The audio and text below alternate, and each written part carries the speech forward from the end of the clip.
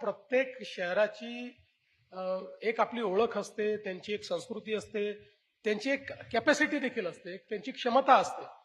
तसं हे कोल्हापूर खूप क्षमतावान शहर आहे आणि आपण जर बघितलं तर हा जिल्हा तसा जुना औद्योगिक जिल्हा आहे. कारण छत्रपती शाहू महाराजांमुळे त्या काळातल्या ज्या काही त्या काळातल्या नवीन गोष्टी होत्या, ज्या युरोपात होत्या किंवा इतर भागात होत्या, ते सगळ्या गोष्टी या जिल्ह्यामध्ये पहिल्यांदा आणण्याचा प्रयत्न हा शाहू महाराजांनी केला होता. त्यामुळे एक मोठी परंपरा असलेला हा जिल्हा आहे.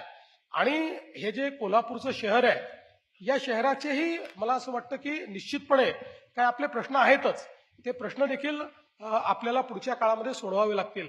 पण यात प्रामुख्यानं जर आपण मला विचाराल तर आज या ठिकाणी ट्रॅफिकचे प्रश्न असतील, या ठिकाणी सांडपाण्याचे प्रश्न असतील, असे अनेक जे प्रश्न आहेत. मागच्या काळामध्ये आपण जवळपास 250 कोटी रुपये भुयारी गटार योजनेकरता या ठिकाणी दिले.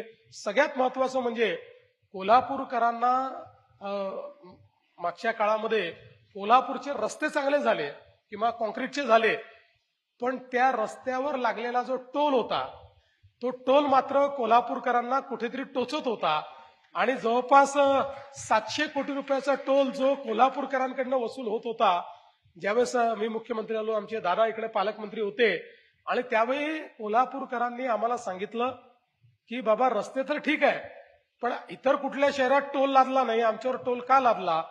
आणि महाराष्ट्रातला ऐतिहासिक असा निर्णय आम्ही केला आणि कोल्हापूरचा टोल पूर्ण रद्द केला आणि शासनाच्या वतीनं ते पैसे आपण त्या ठिकाणी दिले. त्यामुळे कोल्हापूरला एक नवीन चेहरा देण्याचा प्रयत्न आपण निश्चितपणे करतोय. रंकाळ्याचा प्रश्न असेल, कोल्हापूरमध्ये वेगवेगळ्या प्रकारे इथलं सुशोभीकरण असेल, आता मोठे फ्लायओव्हर्स आपण काही तयार करतोय. अजून तरी कोल्हापूरला टनेलची अवस्था आलेली नाही, म्हणजे टनेल बांधायची अवस्था आलेली नाही. आजही रिंग रोड आणि काही आर्टिलियल रोड्स याला आपण जर व्यवस्थित केलं आणि काही फ्लायओव्हर्सचं नेटवर्क तयार केलं तर मला असं वाटतं की कोल्हापूरला आपण अधिक लिव्हेबल करू शकतो.